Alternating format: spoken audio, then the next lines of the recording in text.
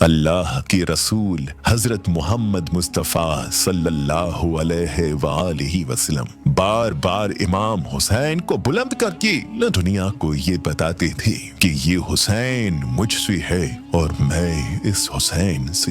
اے لوگو، اگر اس حسین پہ کوئی مشکل وقت آ جائے اور یہ تم سے مدد طلب کرے تو اس کا ساتھ دینا، کیونکہ یہ جنت کے جوانوں کا سردار ہے، میرا خون ہے، میری اولاد ہے۔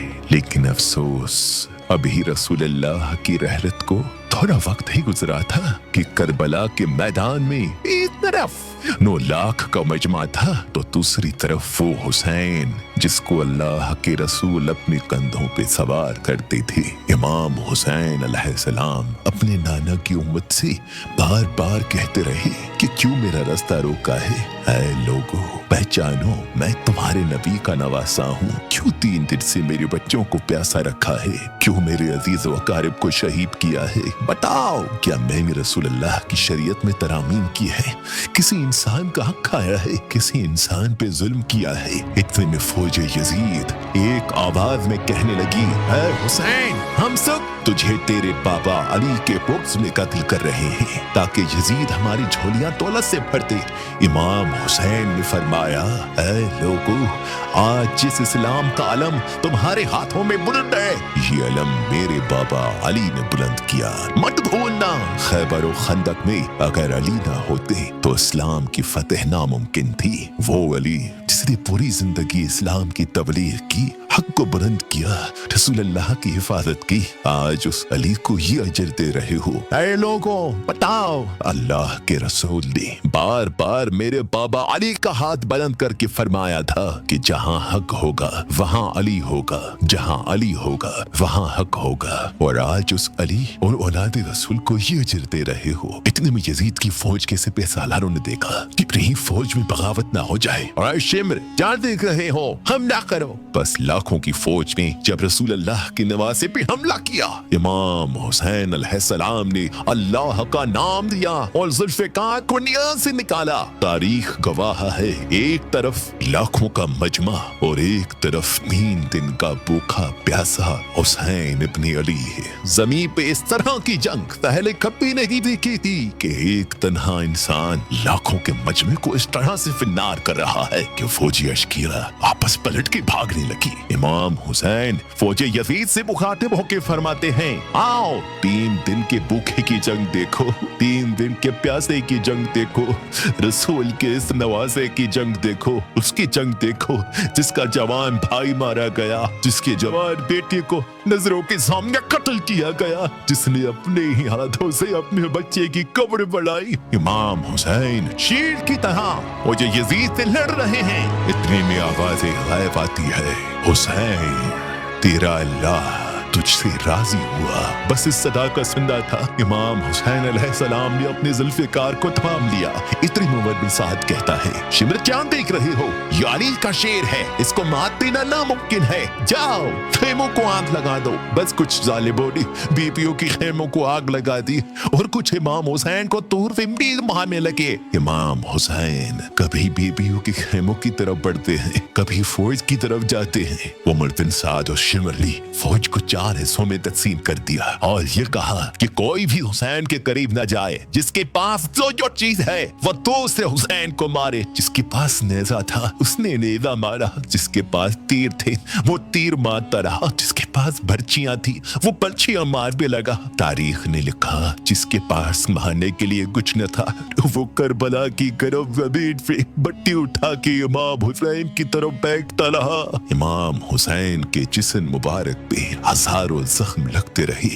آپ کے جسم مبارک پر کتنی پیٹ تھے کہ آپ کا جسم مبارک نفس تک نہیں آ رہا تھا۔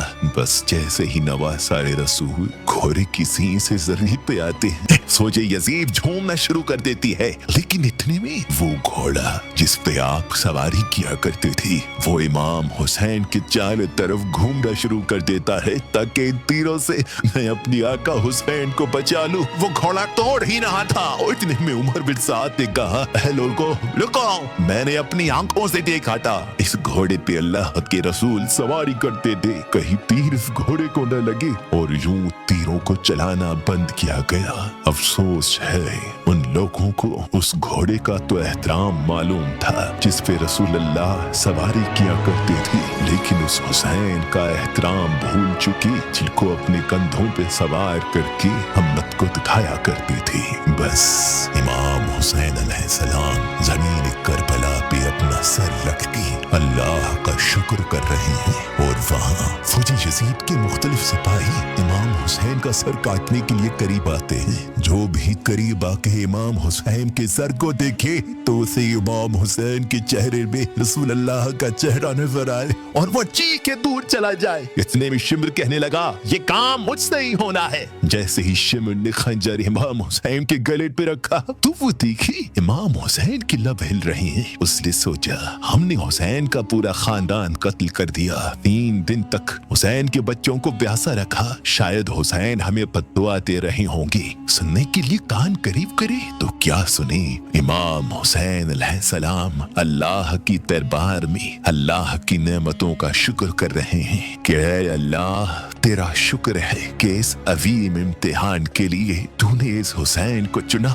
इतने में इमाम हुसैन ने आंखें खोली और शिमर से कहा, ऐ शिमर, क्या तू नहीं जानता मैं रसूलुल्लाह का नवासा हूँ, जन्नत का सरदार हूँ, हक पे हूँ, बेजुर्म हूँ। शिमर ने कहा, हाँ मुझे मालूम है। फिर आपने फरमाया, तो क्यों कत्ल कर रहे हो? शिमर ने कहा, ताकि यजीद मेरी झोली दुनियावी दौलत से भर दे। बस ये कहते कहते शिमर इमाम हुसैन का गला काटता रहा और फौजी यजीद मुसलसल झूमती रही। इमाम हुसैन के सर कलम होने के बाद सादात को लूटा गया। इमाम हुसैन के सर मुबारक को नोके सीना पे बुलंद कर दिया। बीबी सकीना को तमाचे मारने लगे। रसूलुल्लाह की नवासियों के सरों से चादर को लूट लिया और इमाम हुसैन के जिस्म मुबारक की तौहीद करने लगे। तारीख ने लिखा, इमाम हुसैन के जिस्म पर जो जो चीजें थी उनको लूटने लगे। इतने में एक शख्स इमाम हुसैन के जिस्म के करीब आया। इमाम हुसैन के हाथ में एक अंगूठी पहनी थी,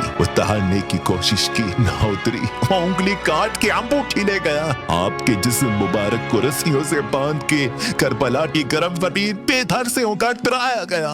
इकरीम उमर बिन साद ने कहा, अरे शिमर, हुसैन और उसके साथियों की लाश का वो हश्र करते हैं कि रहती दुनिया तक यजीद के खिलाफ आवाज न उठाई। सबके जिस्म से सरों को काट लो और सबकी लाशों को पामाल कर दो। जमीन करबला गवाह है। कहीं से कोई कबीला उठ के आता है और कहता है कि हम और की लाश को पामाल होने में ही देंगे। कहीं बीबी उम्मे लैला का कबीला आके कहता है कि हम अली अकबर का लाशा पामाल होने नहीं देंगे। कहीं बीबी रुबाब के कबाइल के लोग कहते हैं हम अली असगर का लाश पामाल होने नहीं देंगे। एक एक शहीद की लाश पामाल होने वाली जगह से हटाई गई।